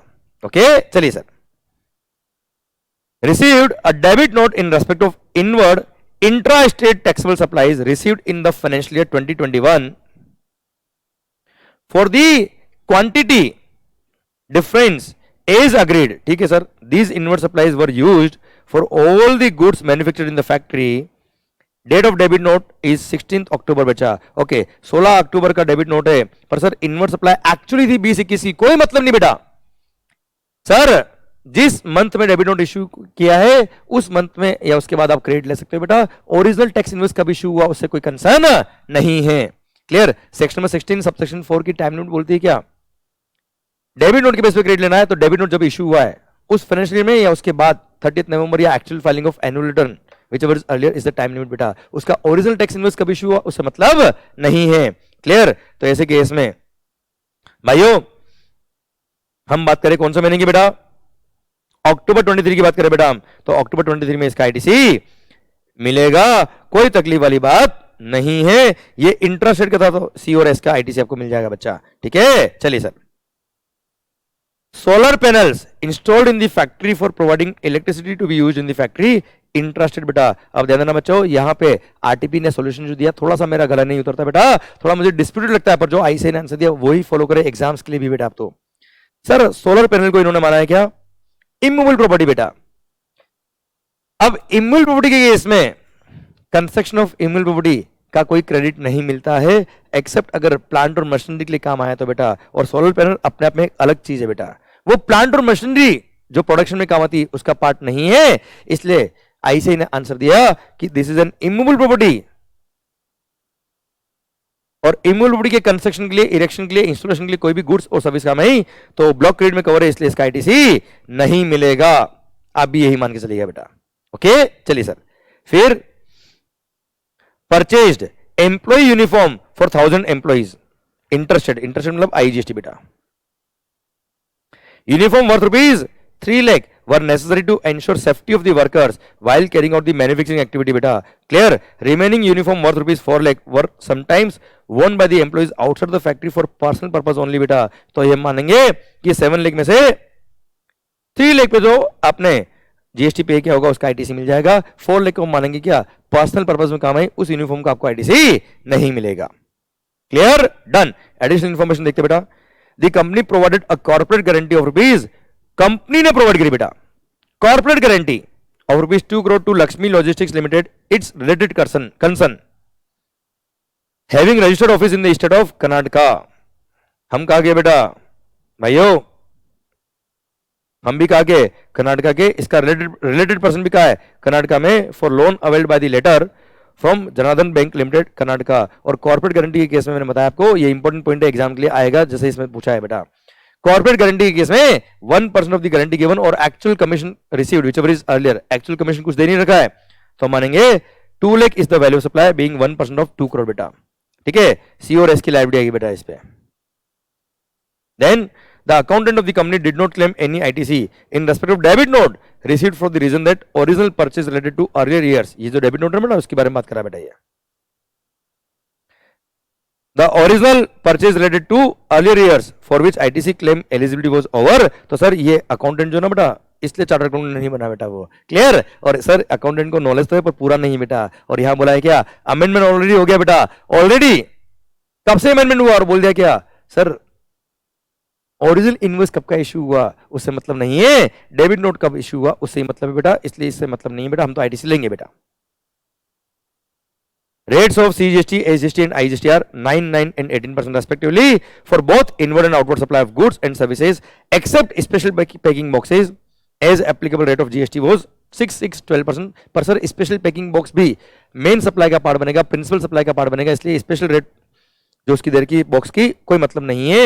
सर टोटल जो ये 13,30,000 रुपए था बेटा ये वाला, इसे पूरा 18% जीएसटी लगेगा बेटा। सर बात खत्म, बॉक्स पे रेट क्या हमें मतलब नहीं है क्योंकि it is a composite supply और मेन गुड्स का जो रेट है वो क्लास उसी में क्लासिफाई करके उसी की रेट लगाएंगे बेटा। Clear? All the amount given above are exclusive of taxes wherever applicable. Clear? बस क्वेश्चन कितना बेटा, टोटल आईटीसी कितना अवेलेबल है और net GST payable in cash कितना है वो निकालना बेटा। आई होप सर इसके सारे हमने जो इंडिविजुअल पॉइंट पढ़े सर ये आपको समझ में आया बेटा। बस अब इस क्वेश्चन को सर आप हर एक पॉइंट को कंपाइल करके आपने सॉल्व कर भी दिया होगा बेटा। बस मैं ओरली बताता हूं कहां गलती होने के चांस है। सबसे पहली बात सर आप कितना आईटीसी मिल रहा है बेटा, भले वो आरसीएम की लायबिलिटी हो, भले वो फॉरवर्ड चार्ज मैकेनिज्म आपने टैक्स पे किया हो, आईटीसी का कैलकुलेशन आप सी, एस और आई के अकॉर्डिंग कर लीजिएगा बेटा। प्लस क्योंकि इसने क्वेश्चन ने पूछा है क्या सी, एस और आई का लायबिलिटी कितना है वो निकालो बेटा। तो आपको सीजीएसटी, एसजीएसटी, आईजीएसटी अलग अलग कैलकुलेशन करना है बेटा। ओके सर पहली बात तो ये आपको अलग अलग कैलकुलेशन करना है। सेकंड बात मालिक सीजीएसटी का आईटीसी, एसजीएसटी का आईटीसी और आईजीएसटी का आईटीसी हमने पॉइंट वाइज देख लिया बेटा। फिर आप लायबिलिटी कैलकुलेट करना बेटा। अब टोटल लायबिलिटी आपकी निकलेगी ग्रॉस टैक्स लायबिलिटी बेटा, इसको पे करने के लिए आप आईटीसी यूज करेंगे। पर इस क्वेश्चन में जरूर ध्यान दीजिएगा बेटा, सर रूल नंबर 42 का रोल प्ले होगा। रूल नंबर 42 में क्या होता है, exam supply divide by total turnover into sir एक minute exam supply power saver का है, चलो छोड़ो सर। एग्जाम सप्लाई क्या बोला सर, एग्जाम सप्लाई एक सेकंड बेटा, एग्जाम सप्लाई डिवाइड बाय, अरे ई अपॉन एफ याद है बेटा sir, exam turnover divide by total turnover into common ITC बेटा, ठीक है। तो एग्जाम टर्नओवर में सेल ऑफ बिल्डिंग आएगा बेटा 32 लाख का बेटा, जिस वैल्यू पे आपने एस्टिमेट पे करी, पर इंटरेस्ट ऑल्दो एग्जाम पर एग्जाम में काउंट नहीं करना, पर टोटल टर्नओवर में काउंट होगा बेटा ये, ओके। और फिर आप क्या करिएगा, वो आईटीसी का प्रोपोर्शन आप क्या करिएगा, रिवर्स करिएगा, नेट आईटीसी जो आएगा उसको यूज करेंगे लायबिलिटी के लिए, तो आपका net tax payable in cash आ जाएगा। आई होप ऐसे हमने बहुत सारे क्वेश्चन किए हुए, आपको इजीली हो जाएगा बेटा ये, क्लियर। आइए बच्चों अगले क्वेश्चन पर बढ़ते बेटा। सर ये question number 14 which is very very very important question बेटा। ये क्वेश्चन आरटीपी का मुझे बहुत बहुत बहुत अच्छा लगता है, बहुत बहुत बहुत अच्छा क्वेश्चन भी है ये बेटा ये, क्लियर। एग्जाम में भी इससे रिलेटेड कुछ ना कुछ प्लस माइनस में क्वेश्चन बनना चाहिए। आइए, Fortune 365 is an online money gaming platform operating from UAE. Sir out of India से अगर आप इंडिया में ऑनलाइन मनी गेमिंग खिला रहे हो तो सेक्शन नंबर 14A अट्रैक्ट होता है बेटा यहाँ पे। सर इनको, सर सेक्शन नंबर 24 हमने पढ़ लिया बेटा, रिवीजन लेक्चर जो मैंने पढ़ाया बेटा आपको अभी अमेंडमेंट का,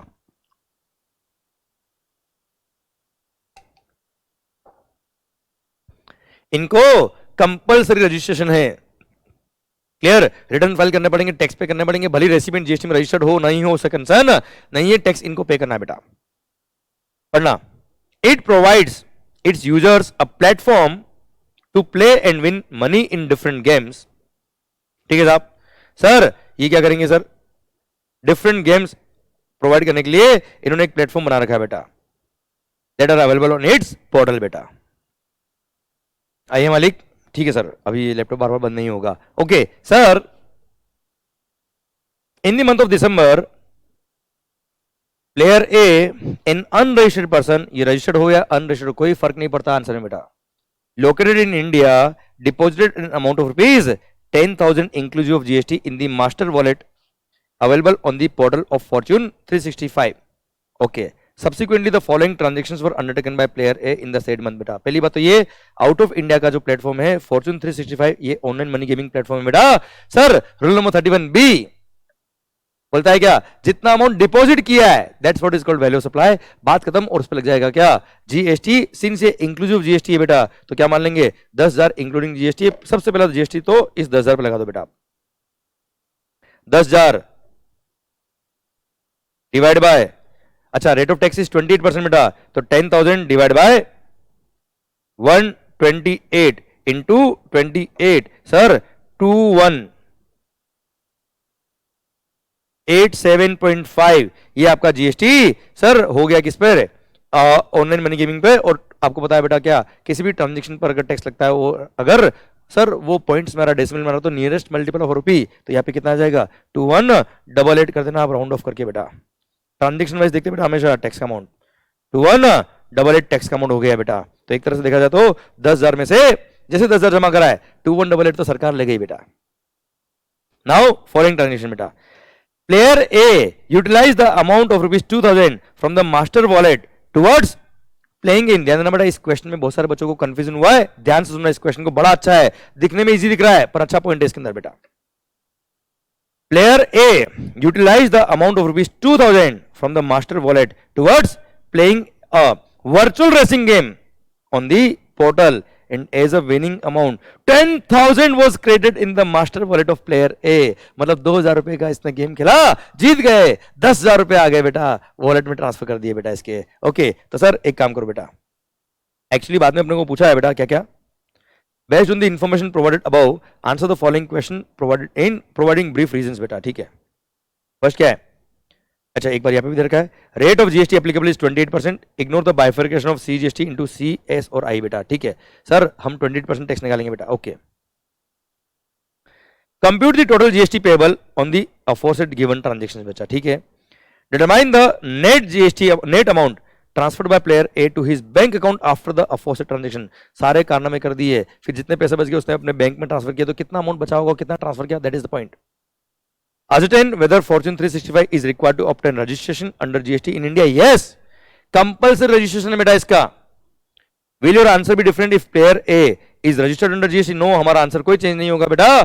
सर वो OIDR सर्विस के केस में चेंज होता था बेटा, जहाँ पे रेसिडेंट अगर जीएसटी में रजिस्टर्ड है तो उसको टैक्सेबल ऑनलाइन रेसिपिएंट बोलते हैं, वहां रिवर्स चार्ज में वो रेसिपिएंट टैक्स पे करेगा। पर ये ऑनलाइन मनी गेमिंग के केस में ऐसा कोई एक्सेप्शन नहीं है, यहाँ पे तो रेसिपिएंट भले जीएसटी में रजिस्टर्ड हो या ना हो, सर ऑनलाइन मनी गेमिंग वाली वेबसाइट को टैक्स पे करना पड़ेगा, इंडिया में आके रजिस्ट्रेशन कराना पड़ेगा कंपलसरीली, हमारा आंसर चेंज नहीं होगा।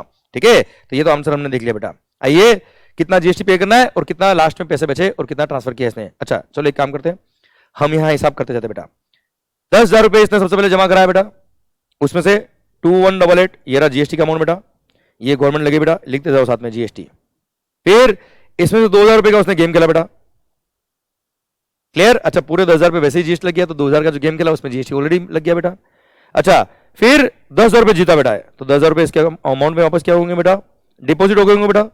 और आपको पता है बेटा, जब कोई अमाउंट आप जीतते हो और वो अमाउंट आपके वॉलेट में क्रेडिट हो जाता है वापस से बेटा, तो उसको ये नहीं मानते कि आपने अमाउंट जमा कराया है, उस पर अलग से जीएसटी पे करने की जरूरत नहीं है। ओरिजिनली जो आपने अमाउंट डिपॉजिट किया था उस पर जीएसटी लगाना था बेटा, पर ये जब अमाउंट जीत गए और वो अमाउंट आपके क्रेडिट में, आपके वॉलेट में वापस क्रेडिट किया गया, तो इस पर वापस जीएसटी पे करने की जरूरत नहीं है। अब आगे क्या हुआ बेटा, on another portal operated by Fortune 365 in the name of Bet 180। ओहो हो सर, एक और पोर्टल है Bet 180 sir, which is operated by Fortune 365 only बेटा। Player A placed a bet of face value rupees 11,000 on an international wrestling match बेटा, international wrestling match हो रहा था, भारत माता की जय, क्लियर। सर उस पर इसने 11,000 रुपए का बेट खेला बेटा, जुआ खेला, सट्टा खेला, ध्यान बेटा, सट्टा खेलना is not online money gaming, सट्टा खेलना is not casino. Chips coins नहीं खरीदे बेटा आपने, 11,000 का आपने सट्टा खेला है सर। और सर देना बेटिंग के केस में रूल नंबर 31A कहता है, 31A, इस पे 31B 31C नहीं लग रहे वैल्यूएशन रूल्स के, 31A कहता है क्या, जितना आपने बेट वैल्यू खेला है that is what is called value supply, और उस पर जीएसटी लगेगा बेटा। तो इसलिए 11,000 का हमने बेट खेला बेटा, इस पे 28% जीएसटी अलग से लगेगा बेटा।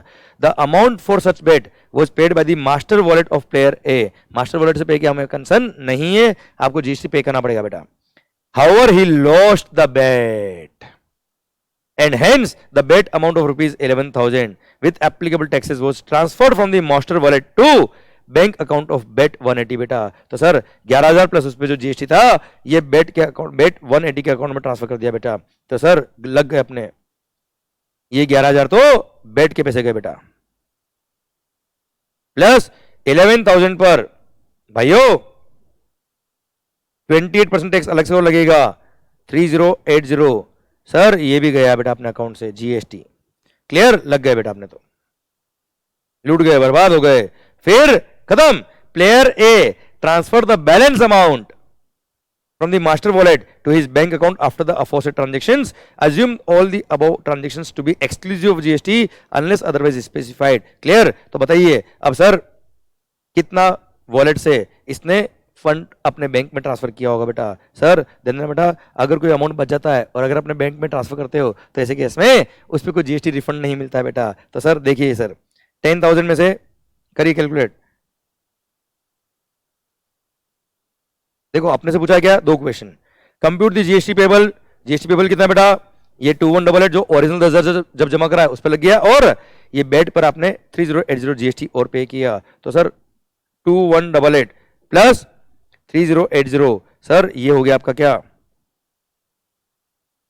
5268 is the amount of GST. तो फर्स्ट का आंसर तो क्या है 5168 is the amount of GST payable, 5268 is the amount of GST payable. ठीक है सर, ध्यान देना यहां बच्चों ने गलती क्या करी है, बच्चों ने गलती यहां करी बेटा, 3080 नहीं लगाया। क्यों?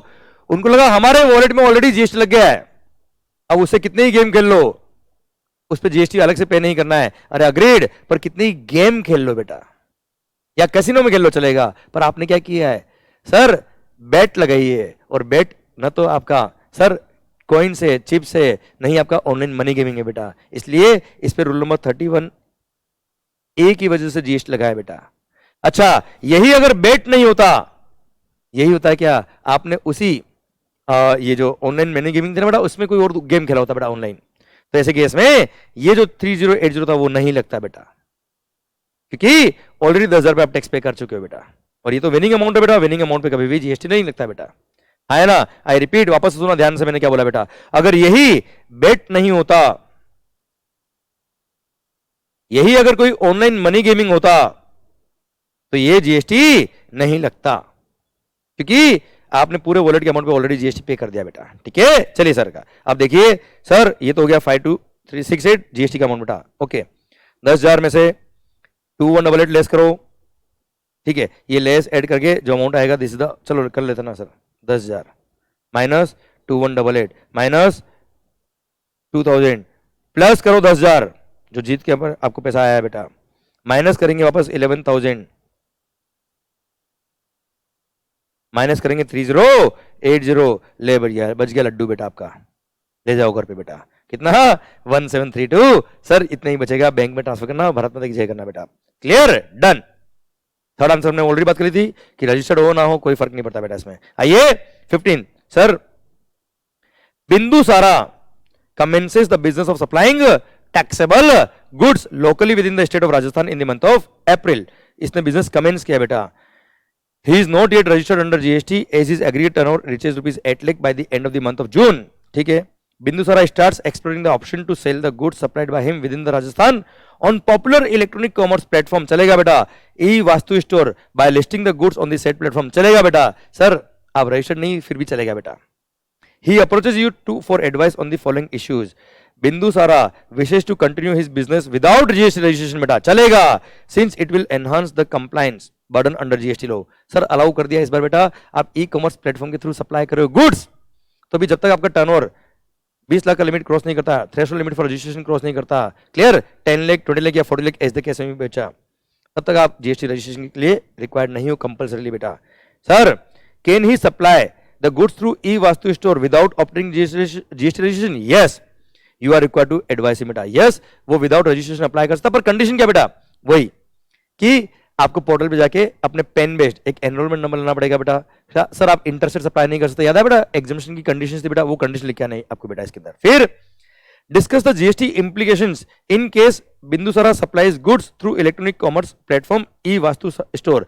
सर ऑलरेडी मैं जीएसटी इंप्लीकेशन बता चुका हूं आपको बेटा, क्या कि ये सप्लाई तो कर देगा, कोई टेंशन नहीं है, कोई जीएसटी पे करने की जरूरत नहीं है, पर sir GST implications in case Bindusara supplies goods through e commerce platform E Vastu store बेटा, तो सर यहां पे क्या बोला है, सबसे पहली बात, जब ई कॉमर्स प्लेटफॉर्म कौन, ई वास्तु स्टोर इसका लिस्टिंग लेगा, सबसे पहली बात उसको इंश्योर करना पड़ेगा ये इंटरसेट सप्लाई नहीं करे, इसके पास एनरोलमेंट नंबर है जो पेन बेस्ड है बेटा, ठीक है। फिर ये सर ध्यान देना बेटा, टीसीएस कलेक्ट नहीं करेगा, और जब अपना जीएसटीआर 8 फाइल करेगा तब इसमें जितना भी सप्लाई इस स्टोर वाले ने किए इसके थ्रू बेटा वो सब भी डिक्लेयर करेगा अपने जीएसटीआर 8 में बेटा, हाँ ना भाई। चलिए सर अमेंडमेंट बेस्ड क्वेश्चन था बेटा कुल मिला के।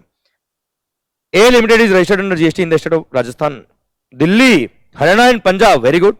Due to closure of the business activity in Rajasthan with effect from 31st May, A Limited filed an application for cancellation of registration before the jurisdictional tax authorities of Rajasthan बेटा, राजस्थान में business बंद हो गया, कैंसिलेशन के लिए apply कर दिया।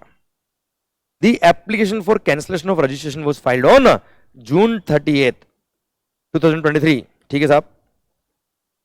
The registration was suspended with immediate effect with effect from 30th June by the jurisdictional tax authorities. The final order of cancellation was dated 31st July, ठीक है साहब। You are required to advise A Limited regarding the last date for filing of the final return by it in Rajasthan बेटा।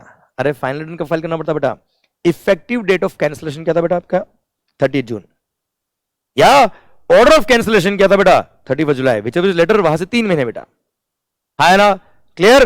तो sir which is letter 31 जुलाई से 3 महीने देख लेना बेटा, मतलब अगस्त सितंबर अक्टूबर 31 अक्टूबर बेटा। चलिए further, A limited was also registered as an ISD, input service distributor in Rajasthan, बहुत बढ़िया। The said registration was cancelled with effect from 30th June, ठीक है साहब, with an order dated 31st July.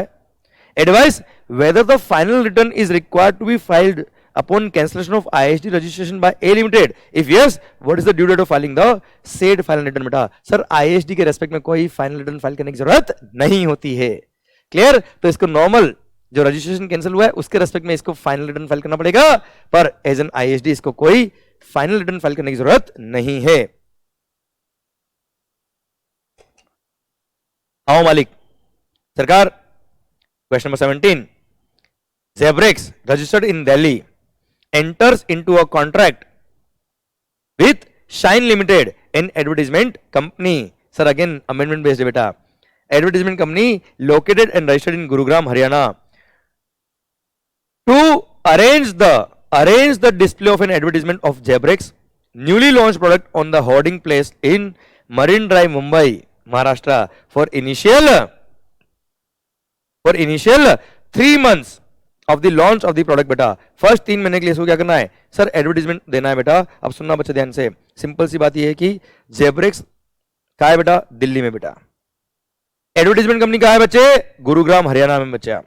इसने डिस्प्ले ऑफ एडवर्टीजमेंट की services ली है बेटा, clear. इसने होर्डिंग रेंट पे नहीं लिया है, होर्डिंग रेंट पे नहीं लिया है बेटा, इसलिए एडवर्टीजमेंट सर्विसेज जो दे रहा है गुरुग्राम वाला पर्सन, किसको, दिल्ली वाली कंपनी को। उसके लिए तो एडवर्टीजमेंट कहां लगा उससे मतलब नहीं है। Simple section number 12 sub section 2 मतलब रेसिपिएंट अगर रजिस्टर्ड है तो रेसिपिएंट का location is the place of supply, तो Delhi will be the place of supply. Gurugram में सप्लायर है, ये दिल्ली में बिल लिखेगा और बिल पे क्या लगाएगा बेटा, इंटरेस्टेड, इसलिए क्या लगाएगा, आईजीएसटी। अब आगे देखना बेटा, शाइन लिमिटेड जो एडवर्टीजमेंट कंपनी है, in turn enters into a contract with owner of the sea side hotel located and registered in Marine Drive, Mumbai, Maharashtra, for display of the advertisement on the hoarding placed in lawn of the hotel. What will be the place of supplies of services provided in the given case? तो sir ध्यान देना बेटा, अब वो hotel वाले ने एक तरह से अपना स्पेस रेंट पे दिया है sir, sale of space for advertisement services बेटा। तो सर होटल जो मुंबई का है उसके लिए मुंबई जहां होर्डिंग है वही प्लेस ऑफ सप्लाई हो जाएगा, तो होटल वाला जो बिल लिखेगा किसको, शाइन वालों को बेटा। होटल जो बिल लिखेंगे शाइन लिमिटेड को, वो क्या होगा, इंट्रास्टेट होगा और उस पर सी और एस लगेगा बच्चा, क्योंकि वहां प्लेस ऑफ सप्लाई क्या होगा, जहां होर्डिंग लोकेटेड है। Services in relation to immovable property, section number 12 sub section 3 के अकॉर्डिंग प्लेस ऑफ सप्लाई निकलेगा बच्चा। भारत माता की जय। शायद मजा आ रहा बेटा, शायद अमेंडमेंट लेक्चर्स, शायद अमेंडमेंट नोट्स और शायद वो अमेंडमेंट का रिविजन आपको हेल्प कर रहा है बेटा। ये सारे क्वेश्चन जल्दी सोल्व करने में बेटा। आइए question number 18, product Hexa was imported by mister Narayan by air. Okay, details of the import transactions are as follows बच्चा। चलिए एक बार पहले हम देख लेते हैं हमको आखिर निकालना क्या बेटा। Though the aircraft arrived on 24th of November, the bill of entry for home consumption was presented on 20th November। ठीक है सर, देखते हैं लास्ट में देखिए बेटा। Compute value of product Hexa for the purpose of levying customs duty and total customs duty and tax payable बच्चा, मतलब कुल मिला के कस्टम के वैल्यूएशन का क्वेश्चन है बेटा, सिंपल सा। आइए बच्चों, price of Hexa at exporter's factory 8000, freight from factory of exporter to the load airport, FOB का पार्ट बनेगा बच्चा ये sir. Loading and handling charges at the load airport, FOB का पार्ट बनेगा बच्चा ये, पर जानना इनर कॉलम में कैलकुलेशन करना है इसकी बेटा। फिर freight from load airport to the airport of importation in India, actual freight दे रखा है बच्चा, पर sir actual air freight can not be more than 20% of the FOB value of the goods बेटा। पहले एफओबी निकालने के लिए और पॉइंट पढ़ लो, कोई इंफॉर्मेशन दे रखी क्या। इंश्योरेंस चार्जेस 2000, बस इतना इंफॉर्मेशन बेटा। तो सिंपल एफओबी का कैलकुलेशन होगा इनर कैलकुलेशन में 8000 प्लस 5500 प्लस 500, टोटल कितना हो गया बेटा 9000 इज द एफओबी वैल्यू बेटा। ठीक है, अब actual freight loading unloading and handling charges to the place of importation कितना बेटा 5000 बचा, क्योंकि सर एक्सपोर्टर की फैक्ट्री से लेके इंडियन पोर्ट तक का कॉस्ट देंगे, इंडियन एयरपोर्ट तक का कॉस्ट कितना है 5000 ने बचा। ठीक है सर, टोटल कॉस्ट है 5000, पर इसका मैक्सिमम हम 20% ही लेंगे क्योंकि बाय एयर आया है। इसका 20% कितना होता बेटा 1800, हाँ है ना। तो सर ध्यान देना बेटा, वैल्यू ऑफ गुड्स अब निकालते वक्त आपको ये वैल्यू लेनी बेटा, तो 8000 प्लस 1800, अरे हाँ है ना, ये तो वैल्यूएशन के हमने बहुत सारे क्वेश्चन किए बेटा। फिर 2000 रुपए इंश्योरेंस चार्ज, हाँ है ना मालिक, क्लियर। ध्यान देना, यहाँ 9000 मत ले लेना बेटा, यहाँ 8000 ही आएगा, क्योंकि ये जो 500 रुपए मानेंगे क्या ऑलरेडी 1800 में इंक्लूडेड है बेटा। ठीक है, ये हो गया क्या कॉस्ट इंश्योरेंस फ्रेट CIF मतलब $11,800 इज द CIF वैल्यू आ गई बेटा। अब इसको INR में कन्वर्ट करेंगे। INR में कन्वर्ट करने के लिए रेट ऑफ एक्सचेंज CBIC वाला बेटा, किस दिन का? जिस दिन बिल ऑफ एंट्री फाइल हुआ है। अराइवल ऑफ एयरक्राफ्ट क्या मतलब नहीं है, bill of entry for home consumption का फाइल क्या है 20 नवंबर को, तो 20 नवंबर की डेट का रेट ऑफ एक्सचेंज CBIC वाला 70, ठीक है, 70 से मल्टीप्लाई कर देंगे बेटा। फिर rate of duty, arrival of the aircraft 24 November और bill of entry for home consumption whichever is later, तो 24 नवंबर का रेट ऑफ ड्यूटी बेटा मतलब 10% is the basic custom duty. फिर इस पे लगा देना सोशल वेलफेयर सरचार्ज और फिर IGST लगा देना 12% बच्चा। भारत माता की जय। ठीक है, ये हो गया कस्टम का वैल्यूएशन। आई होप मजा आया बेटा आपको।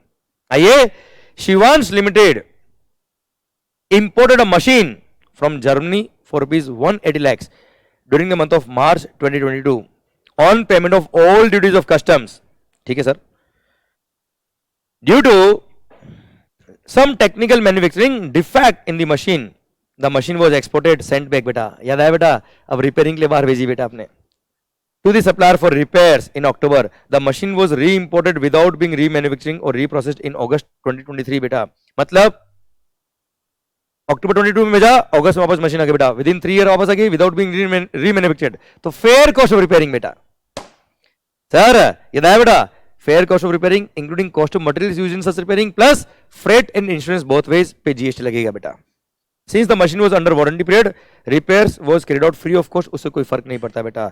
However the fair cost of repairs carried out excluding cost of material ₹10 lakh would have been ₹5 lakh. तो सर 5 लाख प्लस 10 लाख जो cost of material used in such repairing था बेटा। Actual cost of insurance and freight to and fro was ₹5 lakh, मतलब 2.5 lakh each side, मतलब total 5 lakh हो गया बच्चा both ways। Sir the ownership of the machine has not changed, कितना हो गया बेटा? 20 lakh is the value. You are required to advice Shivansh limited on the concession if any available on importation of the machine after repairs, also state the conditions to be satisfied for availing the such concession बेटा। Ownership of the goods should not change. Sir जो goods गया था वही वापस India में आना चाहिए बेटा। क्लियर? गुड्स की आइडेंटिटी चेंज नहीं होनी चाहिए बेटा। हाँ है ना? 3 साल के अंदर गुड्स आ जाना चाहिए बच्चा। क्लियर? और 1 साल में आ गया बेटा, कोई दिक्कत नहीं बेटा अपने को। तो also compute the custom duty and IGST payable if any, yes rate of custom वगैरह देगा बच्चा। भारत माता की जय। सर ये 20 लाख पे कस्टम लगेगा कुल में आ गया बेटा। आइए बच्चों, last question of the RTB। Sudhakar export house Madhya Pradesh is engaged in export of goods to various neighbouring countries. बहुत अच्छी बात है बेटा। It is keen on becoming status holder, इसकी बड़ी इच्छा है कि मैं स्टेटस होल्डर बन जाऊं, and is desirous to know the privileges granted to status holder under foreign trade policy to various status holders. You are required to discuss the same with reference to FTP। कुछ नहीं sir, status holders को जो privileges है वो लिख के आने हैं। इसी के साथ भारत माता की जय। सिंपल सा क्वेश्चन था। और सर आई होप ये पूरा RTB भी आपको समझ में आया।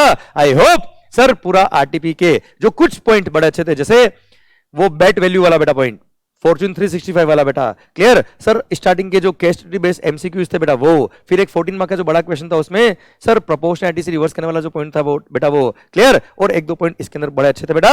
आई होप समझ में आए। पर हाँ बहुत टफ नहीं थे, वैसे भी आपने बहुत सारे क्वेश्चंस ऑलरेडी लेक्चर के अंदर हमने किए हुए थे बेटा, आपने भी प्रैक्टिस किए होंगे बेटा। आई होप समझ में आया होगा बेटा। एंड आई होप RTP में जहां आपको कुछ डाउट आ रहे थे इसके इस लेक्चर की वजह से सारे सॉल्व हो जाएंगे।